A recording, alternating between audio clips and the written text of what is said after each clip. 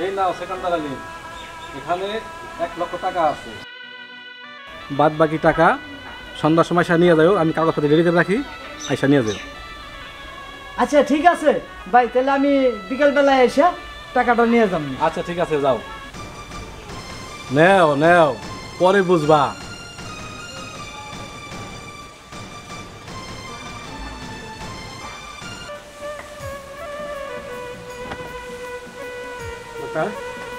টাকার ব্যবস্থা হয়ে গেছে।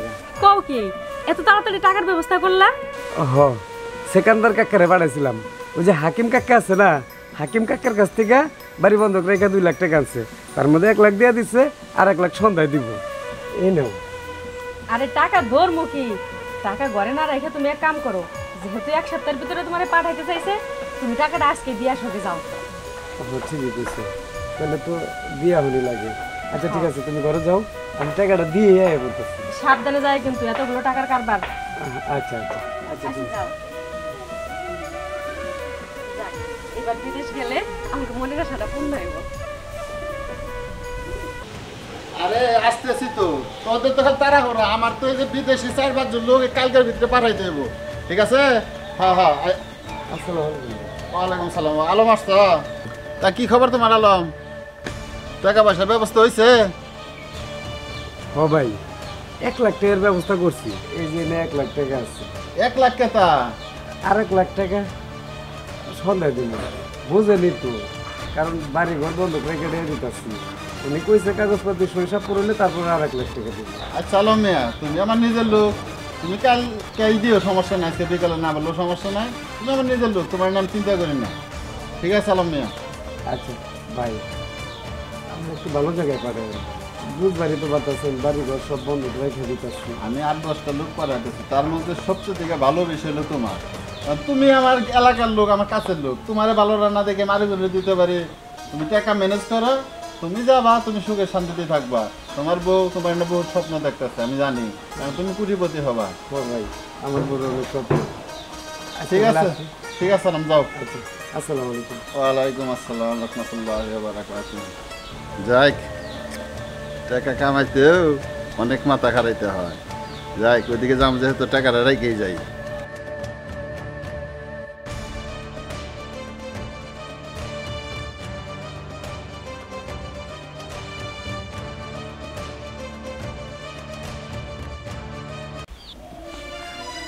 বোমা, বোমা, চাচা কি মনে করে? আলম কই? আলমরে দেখতেছি না। চাচা আপনাকে পোলাই তো বাড়িতে নাই, গেছে বাইরে কাজে, আয়ে পড়বে না তাড়াতাড়ি। কেন কিছু কইবেন? 5 মাস হয়ে গেল, তা তো আর কোনো বিদেশের কোনো নাম গন্ধ দেখতেছি না। চাচা 5 মাস তো হয়ে গেছে, আমরাও দেখতাছি, কিন্তু কি করবো কন? যখন টাকাগুলো জমা দিছিলাম তখন তো বলছিল যে 1 সপ্তাহের ভিতরে পাঠাই দিব, কিন্তু এখন একে একে 5 মাস চলে গেল, বিদেশে যাওয়ার কোনো খবর নাই। আপনাকে পোলারে কইলে খালি আমার বুঝাইতে থাকে যে আজ না কাল, কাল না পরশু ওই বই, আমিও কিছু কইতে পারি না। আহুক আজকে বাড়িতে, আজকে আবারও কমু যে তোমার কি বিদেশ যা ওইব নাকি বাংলাদেশেই থাকা লাগবো। হ্যাঁ, আইলে কইও, তাহলে আইলে পাঠিয়ে দিও। আচ্ছা চাচা, পাঠাই দিব নে। একে একে 5টা মাস চলে গেল, আল্লাহ জানে যে বিদেশের বাড়ি কবে যাইতে পারবো।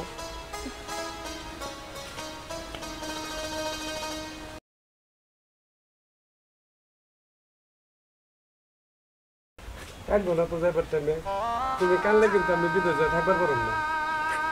বিদেশ যাইতেছো, যাও, নিজের প্রতি খেয়াল রেখো, আর আর বাড়ির কথা কিন্তু ভুলো না। তুমি তো জানোই এই দুনিয়াতে এখন তুমি ছাড়া আমার কেউ নাই। আমি জানি না তুমি যাওয়ার পর আমি একা কিভাবে থাকবো। দেখো, তোমার সুখের লেগেই তো যাইতাছি। আমি কি একলা হলে যাইতাম? তোমার আমি রাজধানী বানা রাখুন, অনেক স্বপ্ন দেখছি, এই কারণে আমার বিদেশ যাওয়া। তুমি কানলে কিন্তু আমি আর বিদেশ যাওয়াবো না। তুমি আর কান্দো না। কান্দিস না বাবা, কান্দিস না। বোমা তুমিও কান্দাকাটি করো না, ওরে বুড়ি যে বুঝাইয়া ওরে এটুকা বাড়ি করে দাও। ও কাকা, আপনি ঠিকই বলছেন, এখন আর কান্দাকাটি না, এখন তো আমার সামনে শুরু। তুমি আর কান্দো না। কালে আমার ভালো লাগবে না।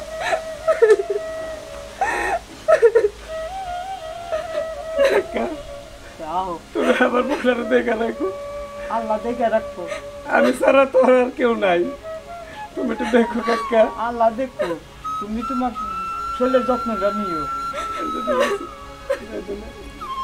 এই যে,